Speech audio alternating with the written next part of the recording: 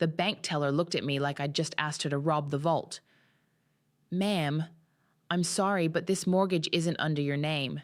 The system shows you as an authorized payer, but the deed belongs to—" She squinted at her screen. "Marley Reynolds?" My stomach dropped. "That's my sister, but I've been paying this mortgage for 6 years. I understand your confusion, but legally, you have no ownership claim to this property. For your condo application, we can only consider mortgages you actually own." I sat there staring at her perfectly manicured nails tapping against the desk, my brain trying to process what she'd just said. 6 years, 72 months of automatic payments, $218,000 of my money. My name is Lindsay, and apparently I'm the biggest idiot in the state of Ohio. The drive to Mom's house felt like swimming through concrete. Every red light gave me more time to replay the conversation, to convince myself I'd misheard something. But the bank documents in my passenger seat told a different story. Mom answered the door in her usual uniform, yoga pants she'd never done yoga in, and a wine-stained sweater that probably cost more than my car payment. "Lindsay, what a surprise. I was just telling Marley we should call you. She's having the worst day with Carson again, and you know how she gets when—" "Mom," I held up the papers. "We need to talk." Her face shifted. Not guilty exactly, but the look of someone who'd been caught leaving dishes in the sink. "Oh, those. Those? Mom, the bank just told me I don't own any part of this house. The house I've been paying for since you got laid off." She sighed and walked toward the kitchen, expecting me to follow like a trained dog, which, apparently, I had been for 6 years. "Honey, you're making this more complicated than it needs to be. Sit down. I'll make coffee." "I don't want coffee. I want to know why my sister's name is on the deed to a house I've been paying for." Mom's hands shook slightly as she filled the coffee maker anyway. It made sense at the time. Marley was going through that rough patch with her credit and the refinancing. When? What? When did you put her name on the deed? The pause stretched too long. About 5 years ago. 5 years. A full year after I'd started making payments. After I'd already proven I was reliable, committed, stupid enough to bleed myself dry for family. You transferred the house to Marley while I was paying the mortgage. "Lindsay, you're being dramatic. It's just paperwork. You know Marley will take care of us when we're older. She has that nurturing spirit. And you—" She gestured vaguely at me. "You have money." The words hit like a slap. "I have money?" "You're successful, independent. You don't need a house to feel secure." "But Marley does?" "She's different. More sensitive. She needs stability." I laughed, but nothing about it was funny. Stability? Mom, she quit her job last month to become a lifestyle influencer. She has 37 followers. She's finding herself. With my money. Mom's voice got that edge it always did when she was about to play the guilt card. "This is what families do, Lindsay. We support each other. I thought you understood that." I did understand. That's why I've been supporting you for 6 years. And we're grateful. Grateful enough to put my name on the deed? She turned away, busying herself with coffee she didn't need. "The house will stay in the family. What difference does it make whose name is on some piece of paper? It makes a difference to the bank. It makes a difference to me. You're being selfish." There it was. The magic word that had controlled me my entire life. Selfish for wanting recognition. Selfish for expecting fairness. Selfish for thinking 6 years of sacrifice might earn me something more than authorized payer status. Where's Marley? She's at Carson's. They're working things out. Again. Mom rolled her eyes like her favorite daughter's relationship drama was somehow charming. I stood up. "Tell her congratulations on her new house." "Lindsay, don't be like this. You're family." "Yeah, Mom, I'm family." I drove home in a haze, my phone buzzing with texts I didn't read. At my apartment, I opened my laptop and stared at my bank account. The automatic payment was scheduled for tomorrow. $2,800, same as every month for 72 months. I clicked on the payment settings. Then I clicked cancel.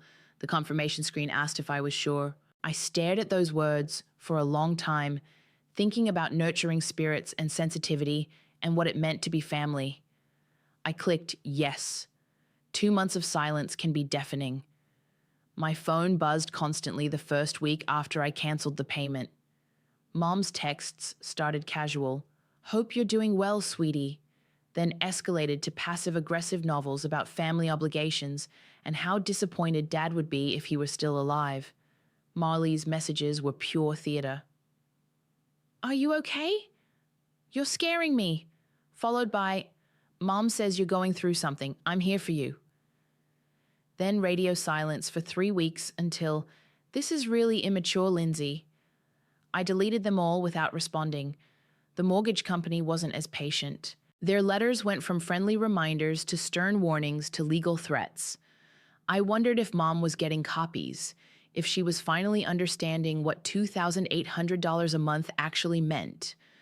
I was scrolling through Instagram during my lunch break when I saw it, a comment on a photo I'd posted 6 months ago. Some generic sunset shot with an inspirational quote about new beginnings. Girl, this hits different now. Coffee soon? Common. Common. My cousin who'd vanished from family gatherings 5 years ago after some blow up with Mum. I'd always wondered what happened, but asking questions about Carmen was like mentioning Voldemort at a Harry Potter convention. I messaged her back. When and where? We met at a coffee shop downtown that evening. Carmen looked exactly the same.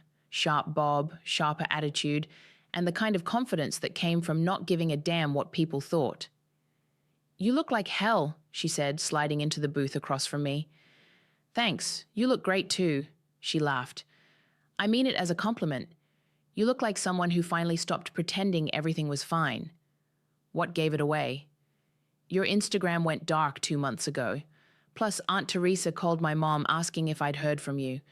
When Teresa Reynolds is reaching out to the black sheep branch of the family tree, something's definitely up. I stirred my coffee, not sure where to start. What happened between you and Mom? Carmen's smile turned sharp. She tried to guilt me into co-signing a loan for Marley's car. When I said no, she told the whole family I was selfish and ungrateful, said I'd forgotten where I came from. Sounds familiar? Let me guess. You finally figured out you were the family ATM? I told her everything. The mortgage, the deed, the 6 years of payments, Mom's casual cruelty about Marley being more deserving. Carmen listened without interrupting, her expression getting darker with each detail. Jesus, Lindsay. Even I didn't think Teresa would go that far. The worst part? She acted like I was being unreasonable for being upset. Of course she did. You broke the script. You were supposed to be grateful for the privilege of funding their lifestyle. I canceled the mortgage payment. Carmen's eyes lit up. Good. What else? What do you mean, what else? Lindsay, you just discovered your family has been financially abusing you for 6 years. Canceling a payment is the bare minimum. What's your plan? I don't have a plan. I just wanted them to understand. They'll never understand. Trust me. I tried the reasonable approach. I tried explaining my boundaries, my feelings, my perspective. You know what Teresa told my mother? That I was too influenced by therapy culture and needed to remember that family comes first. I stared at her. She said almost the exact same thing to me. Because it's her playbook. Guilt, manipulation, and when that doesn't work, character assassination. Carmen leaned forward. You want them to understand? Make them understand. Publicly. Spectacularly. I'm not like that. I don't do drama. No, you don't. That's why they walked all over you for 6 years. They counted on you being too polite, too responsible, too afraid of looking bad to fight back. My phone buzzed. Another text from Mom. Lindsay, the mortgage company called. We need to talk. I showed Carmen the screen.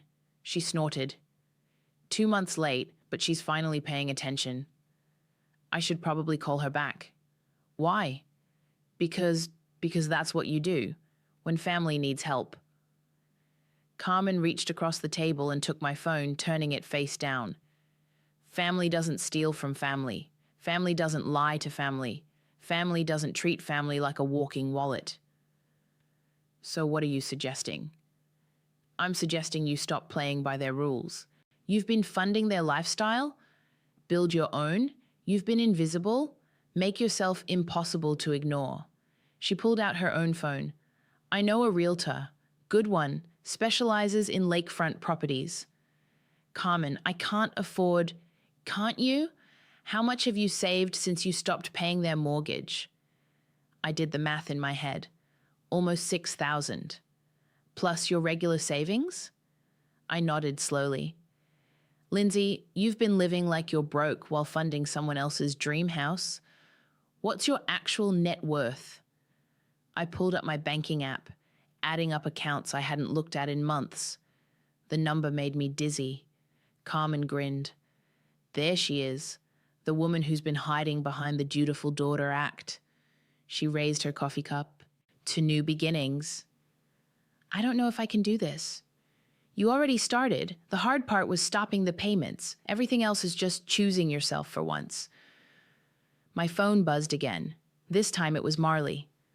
Mom's crying. Fix this. I looked at Carmen. How far are we talking? How far do you want to go? The foreclosure notice arrived on a Tuesday. I know because Carmen sent me a photo of it taped to Mom's front door. She'd been driving by the house every few days, keeping tabs on the situation like some kind of suburban spy. Official notice of default, she read over the phone. 90 days to cure the debt or face foreclosure proceedings. Your mom's probably having a meltdown right about now. She was right. My phone started ringing at 7 a.m. Started. Lindsay, thank God, I've been trying to reach you for weeks. Something terrible has happened. I put her on speaker and continued making my coffee. What's wrong, Mom? The bank is trying to take the house. They sent this horrible letter saying we're behind on payments. There must be some mistake with the automatic transfer from your account. There's no mistake. Silence. Then, what do you mean? I canceled the payments 2 months ago. You canceled them? Lindsay, this is our home. It's Marley's home. Her name is on the deed, remember? Don't be ridiculous. You know what I meant when I said that. Actually, I don't. Explain it to me. More silence. I could practically hear her scrambling for the right combination of guilt and manipulation. Honey, I know you're upset about the paperwork situation, but this isn't the way to handle it. We can fix this. We can add your name to the deed. Now you want to add my name? Of course, I should have done it years ago. It was an oversight. I laughed. An oversight that lasted 5 years? Lindsay, please, don't let your pride destroy our family. My pride? I hung up. Carmen called back an hour later, cackling. Oh my God, you have to see this. See what? Marley's Instagram Live. She's having a complete breakdown. Hold on, I'm screen recording. I opened Instagram and found Marley's live stream. She was sitting in what looked like Mom's living room, mascara streaked down her cheeks, holding a tissue box like a security blanket. I just don't understand how people can be so cruel, she was saying to her 37 followers. Like, family is supposed to be there for each other, right? But some people they hold grudges over stupid paperwork stuff. The comments were mostly heart emojis and, "What happened, babe?"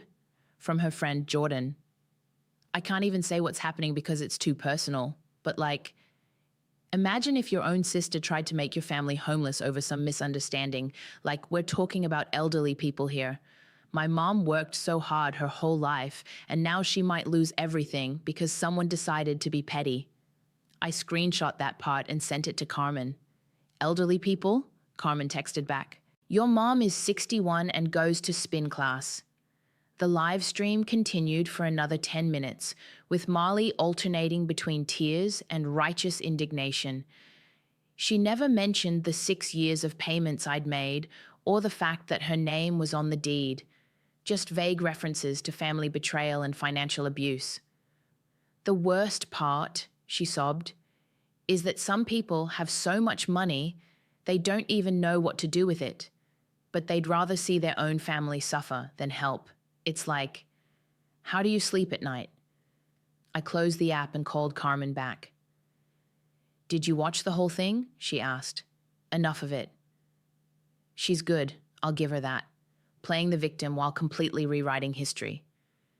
Her comments are eating it up. Of course they are. She's giving them a villain to hate without any context. Classic manipulation.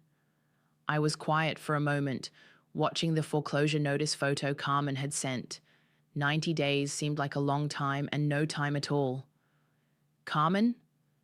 Yeah? That realtor you mentioned, is she available this weekend? I'll make some calls. Saturday morning, I met Sarah the realtor at a lakefront property 30 minutes outside the city. It was everything Mom's house wasn't. Modern, clean lines, floor-to-ceiling windows overlooking the water. The owner is motivated to sell, Sarah explained as we walked through the main level. Corporate relocation. They're willing to close quickly for the right offer. How quickly? Cash offer? We could close in 2 weeks. I stood on the deck, looking out at the lake. It was peaceful in a way I'd forgotten was possible. No drama, no guilt trips, no walking on eggshells. What's the asking price? She told me. It was less than I'd paid in mortgage payments over the past 6 years. I'll take it. Sarah blinked. Don't you want to think about it? See a few more properties? No, this one. That evening, I sat in my apartment designing invitations on my laptop. Elegant, minimalist, expensive looking. The kind that made a statement. You're cordially invited to celebrate Lindsay's new lakefront home. Housewarming party Saturday, June 15th. Cocktails and dinner provided. June 15th. The same weekend the foreclosure would be finalized. I uploaded my contact list and hit send to everyone. Family, co-workers, college friends, neighbors. Everyone except Mom and Marley. My phone rang immediately. It was Jordan. Lindsay, oh my God, I just saw your invitation. You bought a house? That's amazing. Molly is going to die when she sees this. Sees what? The invitation. It went to everyone, right? Including all the family group chats? I smiled. Did it? I hadn't noticed. The event planner's name was Madison, and she had the kind of aggressive enthusiasm that made me understand why people paid her ridiculous amounts of money to throw parties. So we're thinking elegant lakefront soiree, she said, spreading fabric samples across my new kitchen island. Sophisticated, aspirational, with just a hint of, look what I accomplished without you. Am I reading the vibe correctly? Carmen snorted from her perch on my new bar stool. You're reading it perfectly. Excellent. I love a revenge party. They're so much more fun than regular celebrations. Madison pulled out her tablet. Guest count? 52 confirmed so far. Perfect. Intimate but impressive.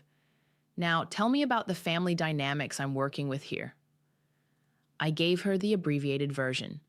The mortgage payments, the deed transfer, the foreclosure timing. Madison took notes like she was planning a military operation. Oh, this is good. Really good. We'll need a signature cocktail. Something with a name that sounds innocent but hits different when you know the story. She tapped her pen against her lips.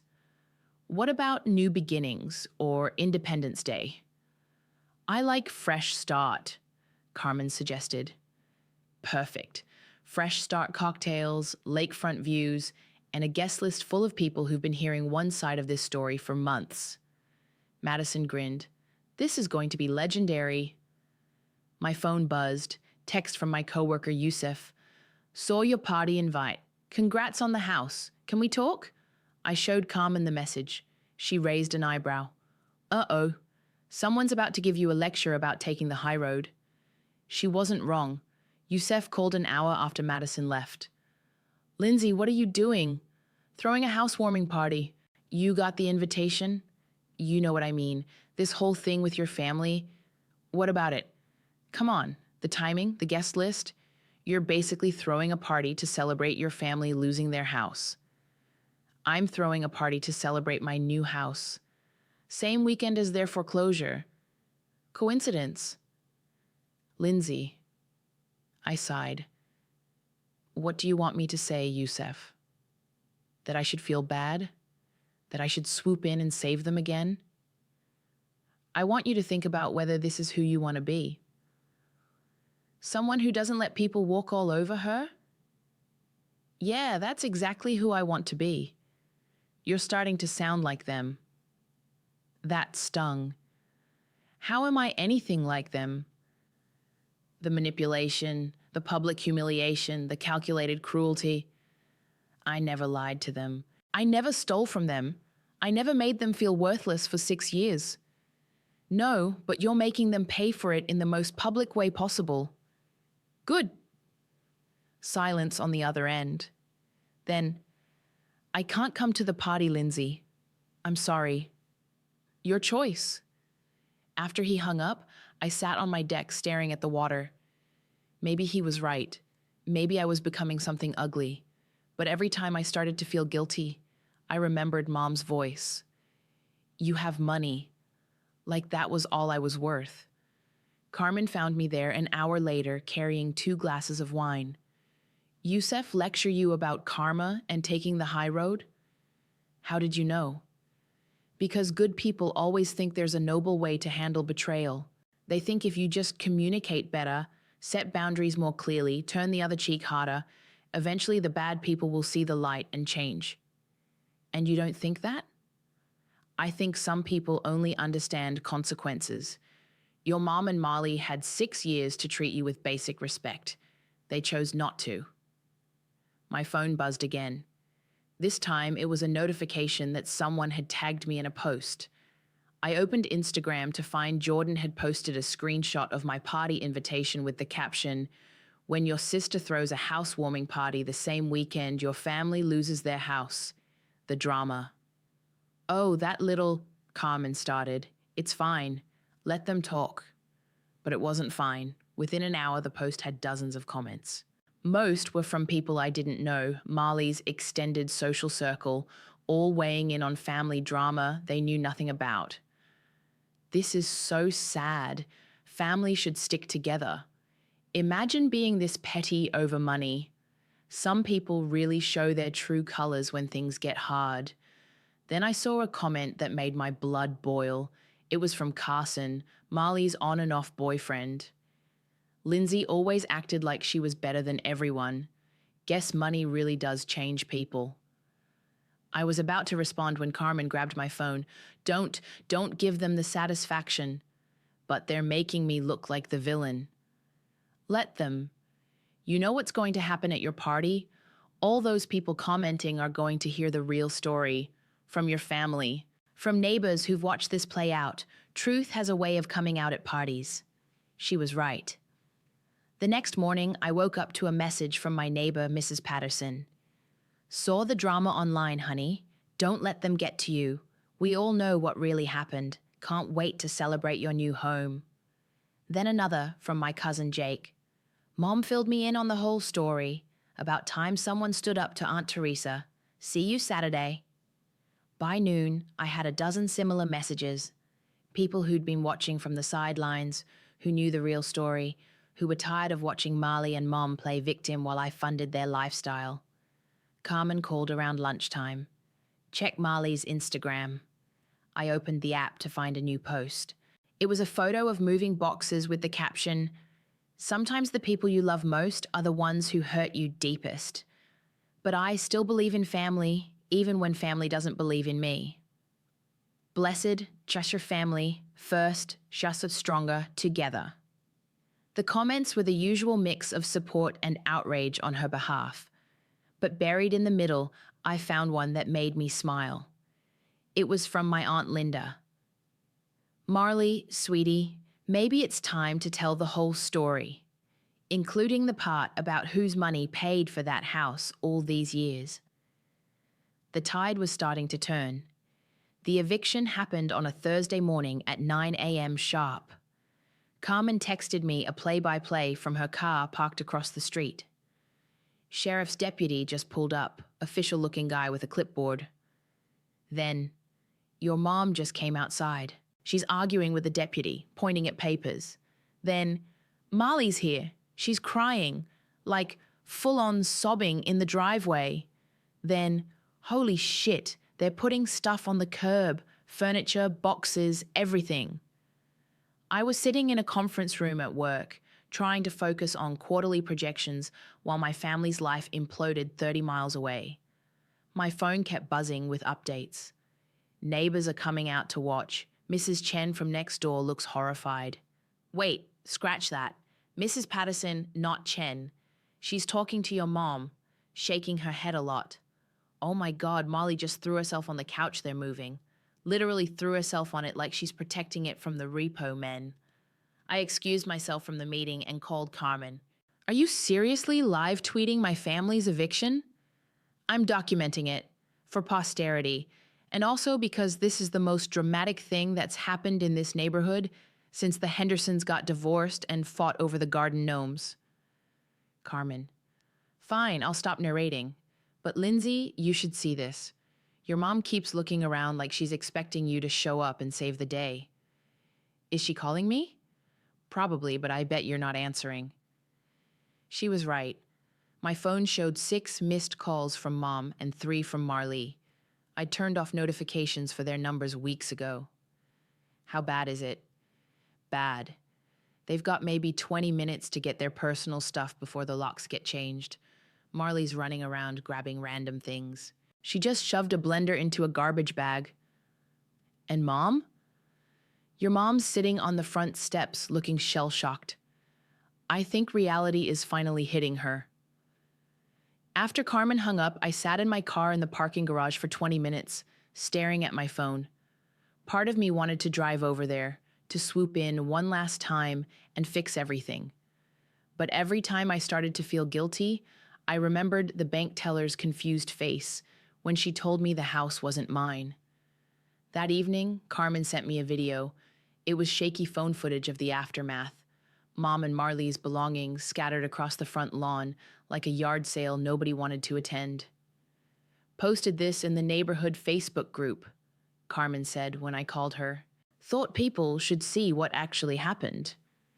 You posted a video of my family's eviction on Facebook.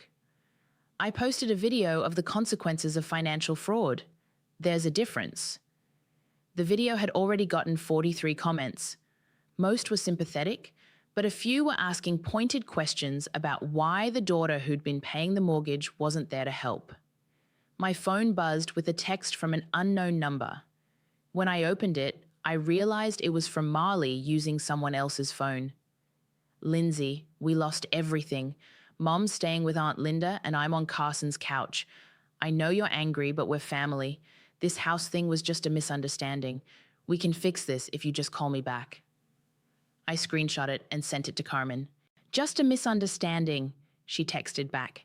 6 years of mortgage payments was a misunderstanding. Sure. An hour later, another text from the same number. I know you think this is justice, but you don't know the whole story. There are things about the house situation that I never told you. Things that would change how you see everything. Please call me. Mom. I stared at that message for a long time. What could she possibly tell me that would justify 6 years of lies? What secret could make it okay that they'd stolen my money and gaslit me into thinking I was selfish for being upset about it? I forwarded the message to Carmen. Classic manipulation, she replied. The mysterious whole story that conveniently appears when consequences show up. Don't take the bait. But curiosity was eating at me. What if there really was something I didn't know? What if I'd been wrong about everything? My phone rang. It was Yusuf. I heard what happened today. From who? It's all over social media. Jordan posted about it, then half your family started commenting it's a mess.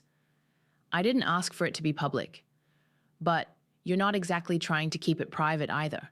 The party's in 2 days, Lindsay. So? So your family just became homeless and you're throwing a housewarming party. How does that look? It looks like consequences. It looks like revenge. Maybe because it is. Silence. Then, I'm worried about you. Don't be, I'm fine. Are you? Because the Lindsay I know wouldn't celebrate other people's misery, even if they deserved it. The Lindsay you know was a doormat who let people steal from her for 6 years. And now you're what? The villain in your own story? I'm the person who stopped being a victim. After he hung up, I sat on my deck with a glass of wine, watching the sunset paint the lake gold and pink. Tomorrow was Friday. The party was Saturday. In less than 48 hours, I'd be surrounded by family, friends, and neighbors, celebrating my new life while Mom and Marley picked up the pieces of their old one. My phone buzzed one more time. Another message from Mom's borrowed phone. The party invitation was cruel, Lindsay, but I understand you're hurting. I'll be there Saturday. We need to talk. I read it 3 times before I understood what she was saying. She was planning to crash my party. I called Carmen immediately. She's coming to the party? Apparently. Uninvited? Very uninvited. Carmen was quiet for a moment. Then she started laughing. What's so funny? Lindsay, your mother just gave you the greatest gift she could possibly give you. How is crashing my party a gift? Because now she's going to have to explain herself in front of everyone. All those people who've been hearing her side of the story for months, they're about to hear yours.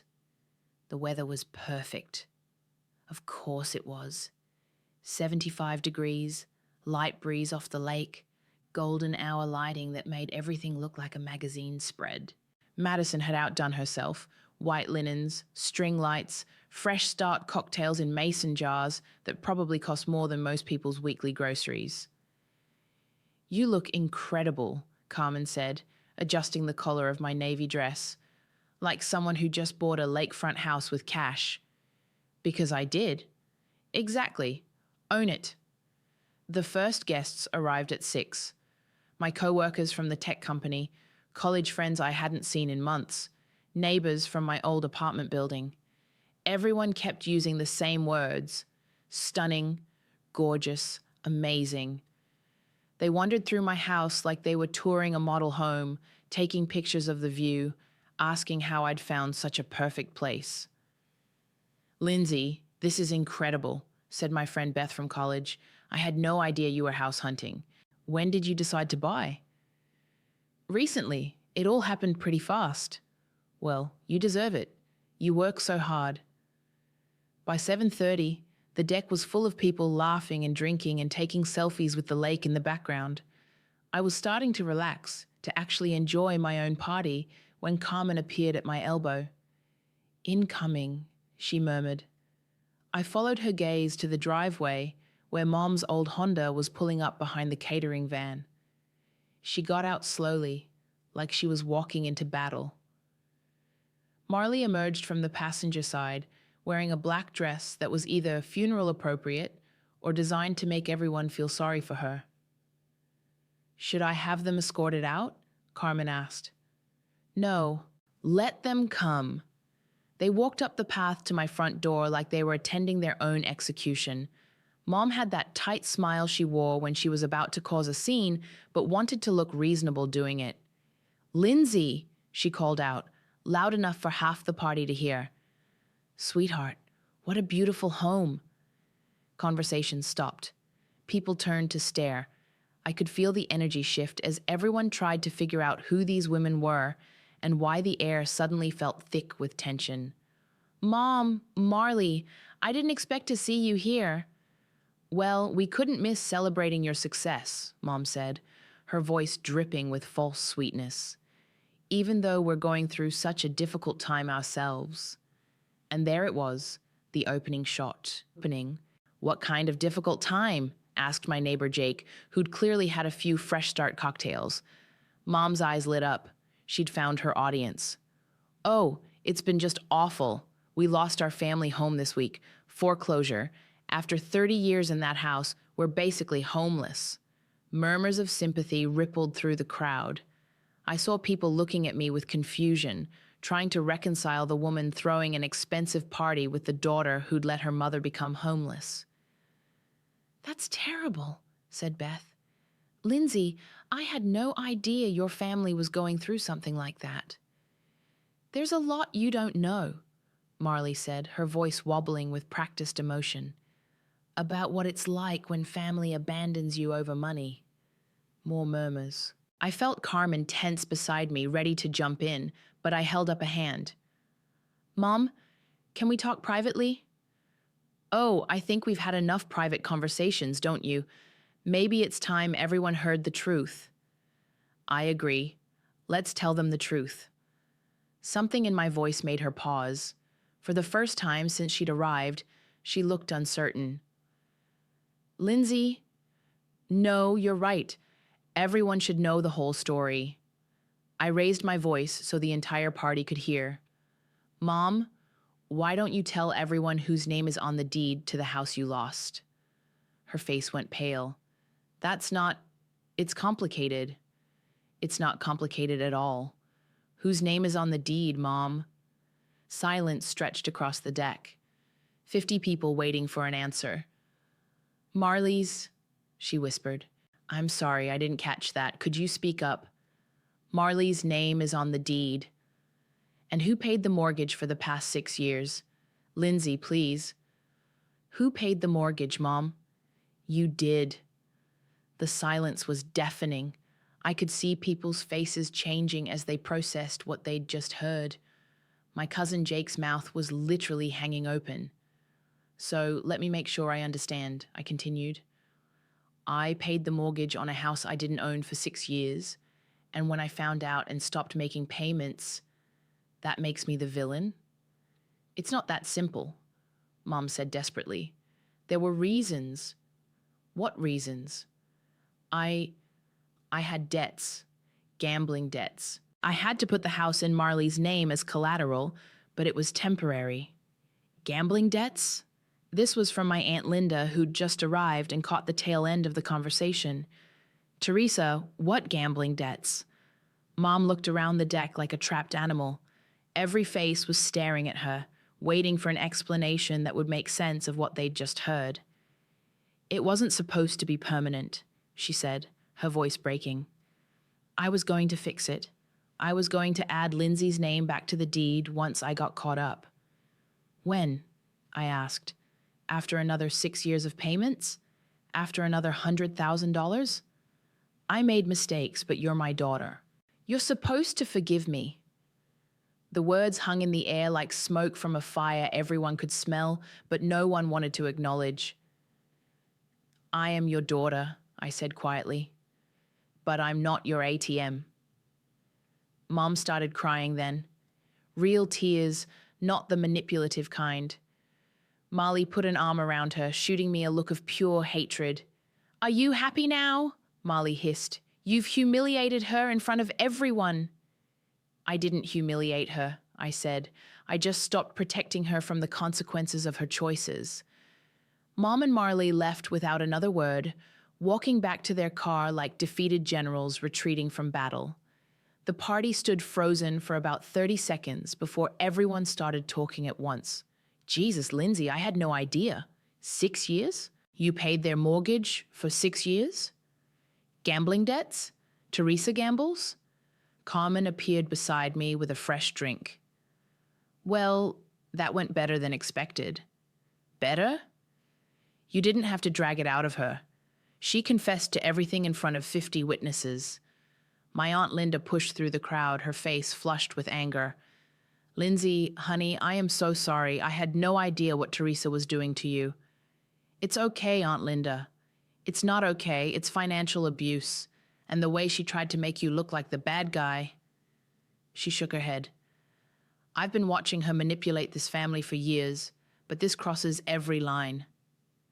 What gambling debts? Asked my cousin Jake. I've never seen Aunt Teresa at a casino. Online poker, Linda said grimly. She's been playing for years. Lost her retirement savings, maxed out credit cards. I tried to talk to her about it, but she always had an excuse. The conversations continued around me, people piecing together the real story, sharing their own memories of Mom's behavior over the years. I felt strangely detached from it all, like I was watching someone else's drama unfold. Lindsay? Carmen touched my arm. You okay? I think so. Is it weird that I don't feel as good about this as I thought I would? Not weird at all. Revenge is like junk food. It tastes great going down, but the aftertaste is complicated.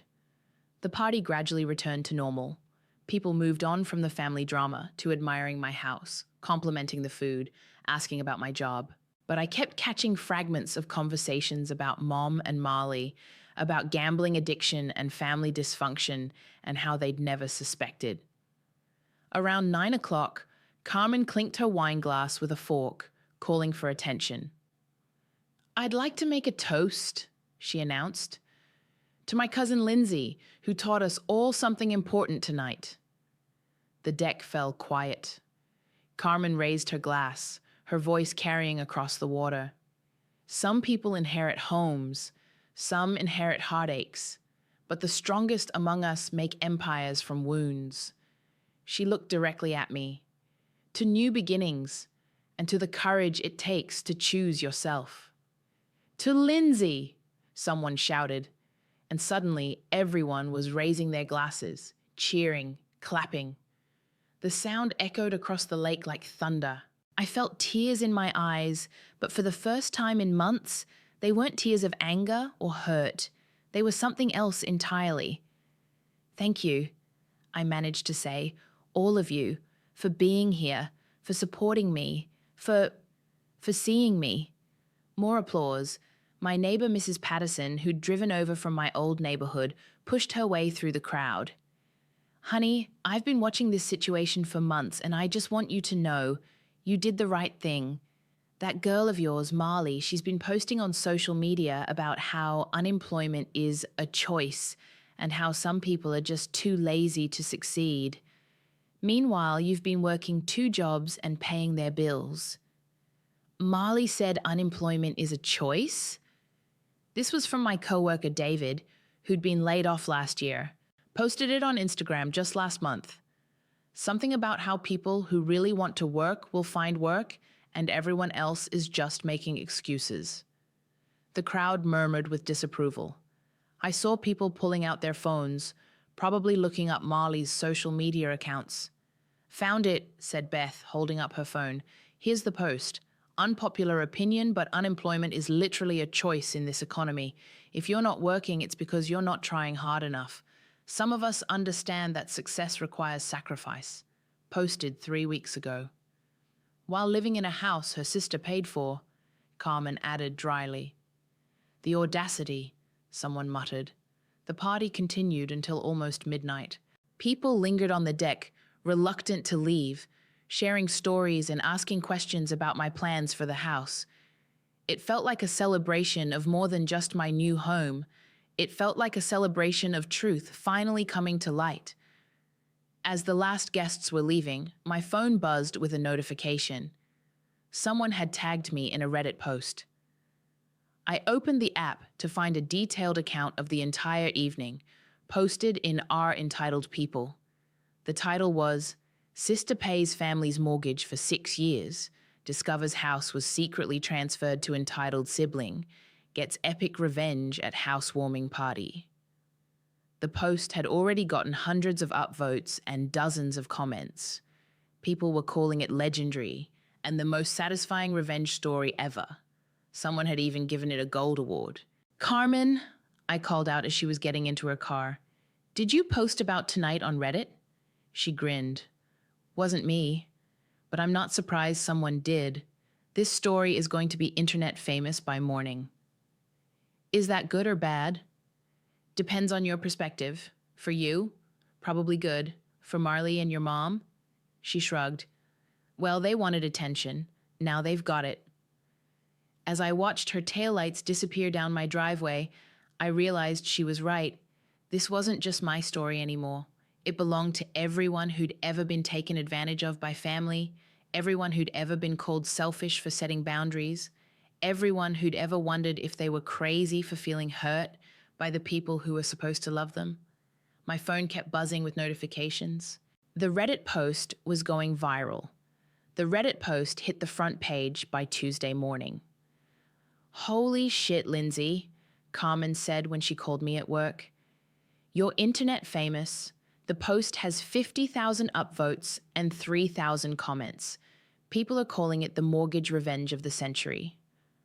I scrolled through the comments during my lunch break. Most were supportive, calling Mom and Marley parasites and praising me for standing up for myself. But buried in the thread, I found something that made my stomach drop. A comment from an account called Marley M28. "This is completely one-sided. My sister is leaving out major details about our family situation. She's making us sound like villains when she's the one who abandoned us in our time of need. Some people will do anything for internet points." The replies were brutal. "Found the entitled sister. Imagine being so delusional you think you're the victim here. Girl, your sister paid your mortgage for 6 years. Sit down." I screenshot the comment and sent it to Carmen. "She really can't help herself, can she?" Carmen texted back. "Even when she's getting dragged by thousands of strangers, she's still playing victim." That evening, I found an envelope slipped under my front door. No return address, but I recognized Mom's handwriting. Inside was a 3-page letter written on her favorite stationery, the expensive kind with her initials embossed at the top. The irony wasn't lost on me. "Lindsay," it began, "I know you think you've won something, but you've destroyed our family over money. Money that we never asked you to give us. You offered to help with the mortgage, and we accepted because that's what families do. They help each other. I made mistakes with gambling, yes, but that doesn't give you the right to humiliate us publicly. Your father would be ashamed of how vindictive you've become. You used to be such a sweet, generous girl. I don't know what happened to that person." Marley is devastated. She's been getting horrible messages online from strangers who don't know the real story. She had to delete all her social media accounts because of the harassment. Is this what you wanted? To turn the internet against your own sister? I hope you're happy in your new house, but I hope you remember that houses don't love you back. Family does. Or at least, family used to. We won't bother you anymore. You've made it clear that money is more important to you than relationships. I just pray that someday you'll realize what you've lost. It was signed, Your Mother, for now. I read it twice, waiting to feel guilty or sad or angry. Instead, I felt nothing but a strange sense of relief. Even in her attempt at a final guilt trip, she couldn't acknowledge what she'd actually done. It was still my fault for offering help. Still my fault for being hurt by their lies. Still my fault for not quietly accepting their abuse. I took a picture of the letter and sent it to Carmen. She called immediately. "Are you fucking kidding me with this? Money that we never asked you to give us? She literally begged you to take over the mortgage payments." "I know. And houses don't love you back? What kind of manipulative bullshit?" "Carmen, it's okay." "It's not okay. She's still trying to gaslight you even after everything that happened." "I know, but it doesn't matter anymore." "What do you mean it doesn't matter?" "I mean, I'm done. I'm done being angry, done being hurt, done caring what she thinks or says or writes in passive-aggressive letters. She can rewrite history all she wants. I know what really happened." A few days later, I got a call from a podcast producer who'd seen the Reddit post. She wanted me and Carmen to come on her show to talk about generational betrayal and family financial abuse. "It's called Toxic Roots," she explained. "We focus on stories about people who've had to cut ties with toxic family members. Your story really resonated with our audience." Carmen was immediately interested. "We should do it. Think about how many people are going through the same thing we went through. Maybe hearing our story will help them realize they're not crazy. The podcast aired the following week. Within hours, it was trending on social media. People shared their own stories of family financial abuse, of being called selfish for setting boundaries, of discovering that their generosity was being taken advantage of. My phone buzzed with a text from an unknown number. When I opened it, I saw it was from Marley. You win. Happy now? I stared at the message for a long time. Then I typed back, I didn't win, Marley. I just stopped losing. I blocked the number before she could respond. That evening, I sat on my deck watching the sunset paint the lake in shades of gold and pink. My phone was on silent, my laptop was closed, and for the first time in months, my mind was quiet. Youssef had been wrong about one thing. This wasn't about winning or losing. It wasn't about revenge or justice or karma. It was about something much simpler and much more important. It was about finally understanding that I was worth more than my bank account, that love shouldn't come with a price tag. That family isn't about blood. It's about respect, honesty, and genuine care for each other's well-being. I'd spent 6 years trying to buy their love with mortgage payments. Now I knew the truth. Their love was never for sale because it was never real to begin with. My phone lit up with another notification, but I didn't check it. Whatever it was, another interview request, another message from a stranger sharing their story, another attempt from Mum or Marley to drag me back into their drama. It could wait. The sun was setting over my lake, in my house, in my life that I'd built without their help or approval. And that was enough.